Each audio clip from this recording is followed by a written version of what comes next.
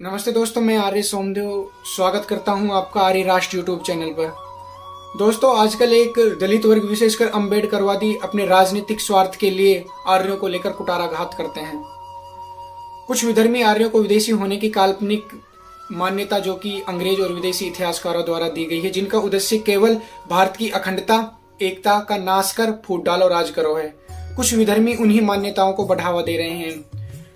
खास करके कुछ दलित वर्ग के लोग आपके सामने तथ्य पेश करते हैं कि आर्य विदेश से आए थे, बल्कि स्वयं अंबेडकर जी ने अब शूद्र कौन थे नामक पुस्तक में आर्यों का विदेशी होने का प्रबल खंडन किया है।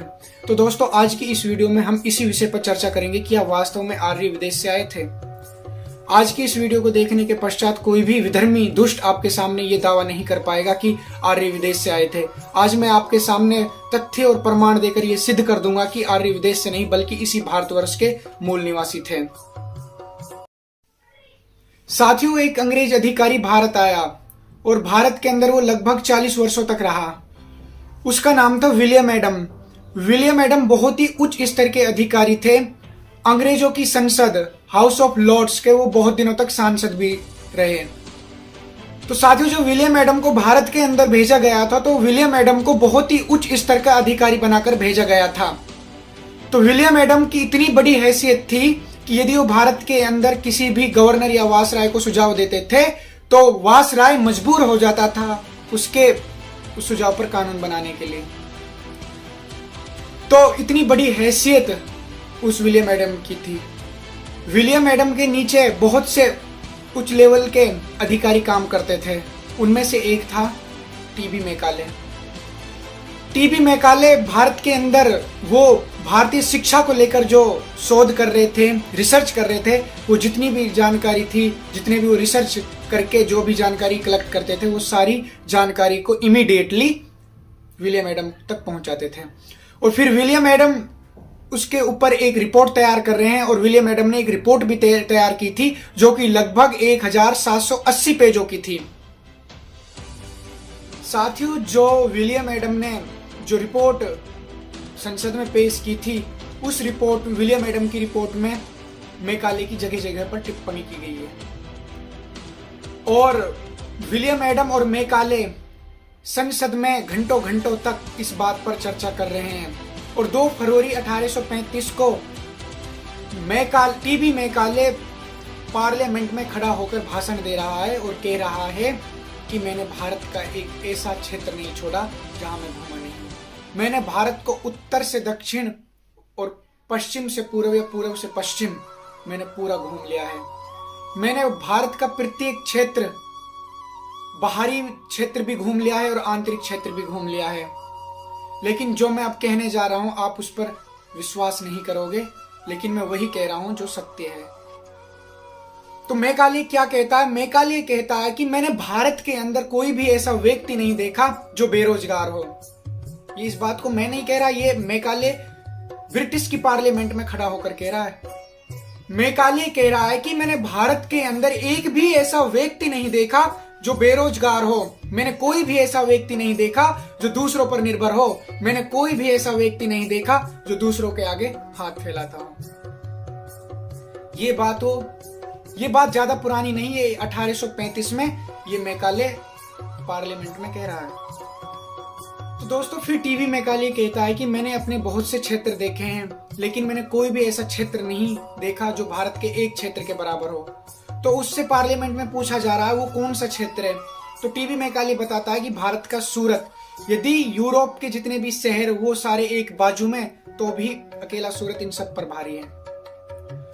तो मैकाले कहता है कि जिस समाज के पास इतना वैभव, इतना धन, इतनी संपत्ति हो, उस समाज को गुलाम बनाना, उस देश को गुलाम बनाना अपितु बहुत ही मुश्किल है। तो मैकाले कहता है कि मैं ये नहीं कहता कि गुलाम बनाना असंभव है। तो फिर मैकाले कहता है कि मेरे पास ब्रिटिश गवर्नमेंट के लिए एक सुझाव है, यदि वो भारत को गुलाम बनाना चाहते हैं। तो मैकाले कहता है कि यदि भारत को गुलाम बनाना है तो इनके वैभव, इनकी धन, इनकी संपत्ति, इनके इतिहास को नष्ट कर दो। तो पार्लियामेंट में उससे पूछा जा रहा है इसके लिए आपके पास क्या योजना है। तो मेघालय कह रहा है यदि भारत को गुलाम बनाना है तो भारत की जो शिक्षा व्यवस्था है उसका नाश कर दो, भारत स्वयं अपने आप ही बर्बाद हो जाएगा। तो मेघालय कह रहा है कि यदि भारत को बर्बाद करना है तो भारत की शिक्षा व्यवस्था को बर्बाद कर दो, उनके इतिहास को नष्ट कर दो। और आखिरकार इन दुष्टों ने क्या भी किया कि भारतीय समाज के अंदर जितने भी गुरुकुल चल रहे थे उन सबको नष्ट कर दिया, इनलीगल घोषित कर दिया। और जब इन्होंने अपनी शिक्षा को हमारे देश के अंदर लागू करना शुरू कर दिया और इन्होंने अपने ईसाइयत, अपने धर्म और अपने हमारे इतिहास को नष्ट करने की इन्होंने साजिश शुरू की, तो तब से ही इन लोगों ने हमारा जो इतिहास है उसमें मिलावट करने का षड्यंत्र रचना शुरू कर दिया था। तो साथियों, जब पूरी तरह से भारत की शिक्षा व्यवस्था बदल गई तो मैं आपको एक मेघालय का प्रमाण देता हूँ। मेघालय ने अपने पिता को एक पत्र लिखा था जिसमें उन्होंने उल्लेख किया है कि हिंदुओं को उनके धर्म के खिलाफ भड़काकर ईसाइयत का बढ़ावा देना था।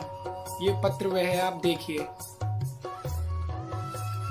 साथियों, जो लोग कहते हैं कि आर्य विदेश से आए थे, वो उनका कहना है कि जो आर्य विदेश से आए थे वो लगभग आज से 3500 वर्ष पहले आए थे। लेकिन साथियों, एक महर्षि दयानंद सरस्वती कहते हैं, वो अपने सुप्रसिद्ध सत्यार्थ प्रकाश ग्रंथ में कहते हैं कि आर्य इसी देश के मूल निवासी हैं। साथियों, स्वामी दयानंद का ये वो ग्रंथ है सत्यार्थ प्रकाश, जिसमें वो कहते हैं कि आर्य इसी देश के मूल निवासी थे। साथियों, स्वामी दयानंद उन्होंने अपने सुप्रसिद्ध ग्रंथ सत्यार्थ प्रकाश में महाभारत काल से लेकर मुसलमानों के शासन काल आरंभ होने तक, यानी कि अब से 5000 वर्ष पूर्व से लेकर 800 वर्ष पूर्व तक दिल्ली शासन पर करने वाले सभी आर्य राजाओं के नाम तथा उनके शासन काल दिए हैं। इनमें महाराजा युधिष्ठिर से लेकर महाराजा यशपाल तक का उन्होंने वर्णन किया है। तो साथ ही आप इस पुस्तक को पढ़ सकते हो और आप इसमें देख सकते हो 11वें समोल्लास में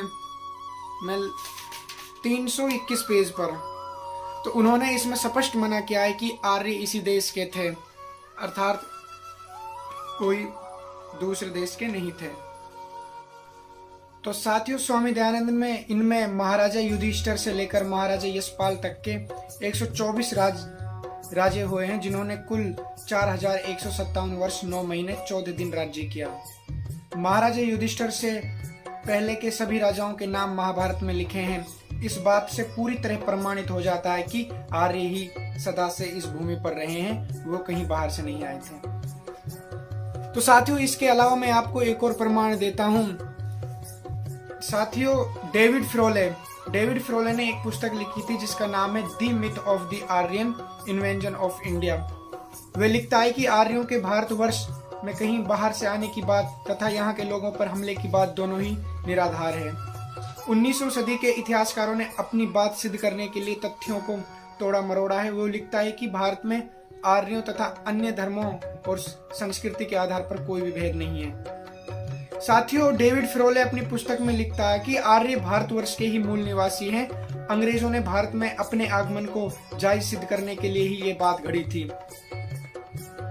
तो साथियों, इसके बाद मैं आपको एक और प्रमाण देता हूँ। जैसा आप सभी जानते हैं कि कुछ दलित वर्ग के अम्बेडकरवादी लोग हैं जो वो झूठे तथ्य सामने रखते हैं कि आर्य विदेश से आए थे।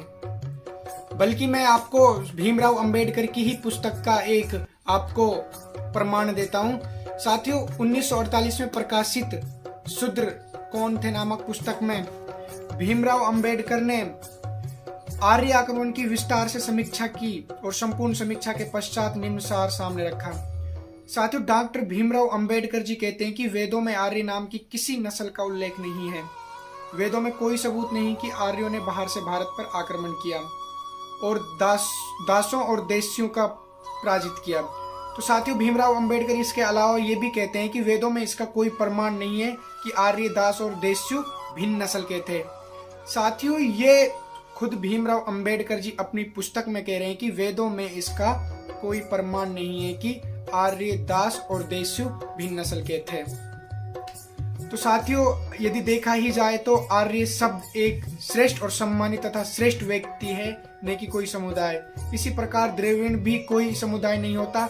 वाराणसी में मंडन मिश्रा के साथ हुए शास्त्रार्थ में आदि शंकराचार्य ने स्वयं को द्रविड़ शिशु कहा था, जिसका अर्थ था उस स्थान वासी जहाँ 3 सागर मिलते हैं। साथ ही इसके अलावा कन्याकुमारी व कलादी ऐसे स्थान हैं, लेकिन ब्रिटिश साम्राज्यवादियों द्वारा जानबूझकर यह झूठा इतिहास गढ़ा गया, जिससे गुलाम मानसिकता वाले भारतीय लेखकों ने बढ़ाया। साथियों, उल्लेखनीय है कि आर्य द्रविड़ और सिद्धांत वर्तमान शोध में भी गलत साबित हो चुका है। प्रोफेसर सी पांसे तथा डॉक्टर सुश्री पटेल ने भारतीय यूरोपीय लोगों के डीएनए और विश्लेषण में ये कहा सत्य उजागर किया कि कैम्ब्रिज विश्वविद्यालय के डॉक्टर ज्ञानेश्वर चेबे ने 12,000 से 13,000 भारतीयों पर 4 वर्ष के अध्ययन से निष्कर्ष निकाला कि सभी भारतीयों के आनुवंशिक गुण एक ही हैं, चाहे वे भारत के किसी भी क्षेत्र के रहने वाले हों। इन सभी नए शोधों के आधार मानकर बीबीसी ने अपने 16 अक्टूबर 2005 के कार्यक्रम में आर्य द्रविड़ सिद्धांत की धज्जियां उड़ाते हुए कहा, यह सिद्धांत न केवल गलत था बल्कि इसने समुदाय के बारे में भी गलत प्रचार किया था। तो साथियों, आर्य आक्रमण सिद्धांत के अनुसार भारत कोई सांस्कृतिक इतिहास नहीं था और ये सारी संस्कृति आक्रमणकारी ही अपने साथ लाए थे। इनके अनुसार भारत में प्रजातियों का एक बेमल समूह रहा है। इसके अनुसार भारतीय हिंदू संस्कृति का देश नहीं होकर विभिन्न संस्कृतियों का समूह था। कुल मिलाकर इस तर्क के माध्यम से अंग्रेज यह साबित करना चाहते थे कि यह शासन भारत को बदलने का वैसा ही प्रयास था जैसा कि सदियों पूर्व आर्यों ने किया था। तो इस तरह से अंग्रेज एक और भारत में अपने राज्य को न्याय संगत ठहराने का प्रयास कर रहे थे, तो दूसरी ओर जैसे हिंदू मुसलमान में फूट डालने का प्रयास कर रहे थे, वैसे ही उत्तर और दक्षिण भारत में फूट डालकर निर्बाध राज करना चाहते थे। जनवरी 2009 में ह्यूमन जेनेटिक्स शोध पत्रिका में एक रिपोर्ट प्रकाशित हुई, जिसके अनुसार भारतीय ब्राह्मण, दलित जनजाति सभी एक ही आनुवंशिक इतिहास है। वर्तमान दौर में सिर्फ इस देश के नहीं, बहुत से विदेशी, जिसमें भारत के सर्वे श्री बीबी लाल और दिलीप चक्रवर्ती, SR राव और KD सेठना और साथियों VN मिश्र माधव, आचार्य RS राजराम तथा विदेशी इतिहासकार जिम साफर और जिम F डेल, KAR और केनेडी मिशेल और साथियों DNO और डेविड फ्राली, श्रीकांत तालागोरी, VK विश्वास के नाम उल्लेखनीय, जो सभी इस पर एक मत है कि उपलब्ध पुरातत्व साक्ष्य से ये कतई सिद्ध नहीं होता कि आर्यों ने भारत पर आक्रमण किया, बल्कि साक्ष्य इनके विपरीत ही है। साथियों, अब जब हड़प्पा और मोहनजोदड़ो में पाए गए अवशेष वैदिक संस्कृति को सिद्ध कर चुके हैं, भारत के सभी निवासी एक ही नस्ल के हैं, आधुनिक जीनोम विज्ञान सिद्ध कर चुका है, तो यह लोगों के मानस को कुलसित करने वाली बातें और भारत के आत्मसम्मान को खंडित करने वाली बातें अब निर्मूल होनी चाहिए। साथियों, जैसा कि प्रधानमंत्री नरेंद्र मोदी एक भारत श्रेष्ठ भारत की बातें करते हैं, ये बातें तभी संभव हैं जब ऐसी विभाजक और राष्ट्र के आत्मगौरव में बाधक बातों को हटाकर सही इतिहास पढ़ाया जाएगा। साथियों, आप सभी जानते हो कि हमारे देश के अंदर बहुत ही बड़े पैमाने पर हमारे इतिहास के अंदर मिलावट की गई है। साथियों, हमने इस वीडियो में आपको ऐसे अनेकों प्रमाण दिए जो ये सिद्ध करते हैं कि भारत के अंदर जो आर्य हैं वो इसी देश के निवासी हैं। तो साथियों, ऐसे अनेकों प्रमाण हैं जो ये सिद्ध कर देंगे कि आर्य कहीं बाहर से नहीं आए बल्कि इसी देश के निवासी थे। तो साथियों, अगले पार्ट में मैं आपको बताऊंगा कि आर्यों का डीएनए क्या कहता है। क्या आर्य ईरान से वास्तव में आए थे? क्या आर्य उत्तरी ध्रुव से आए थे? तो साथियों, इस वीडियो में इतना ही। उठ मेरे प्यारे आर्य समाज, अपने वतन की तूने रखनी है लाज। सब लोग कहे तू सोया, सब लोग कहे तू सोया, क्यों गौरव अपना खोया, फिर शान दिखा दे यार। गजब की जीवन शक्ति तुझ में फूंक गए ऋषिराज।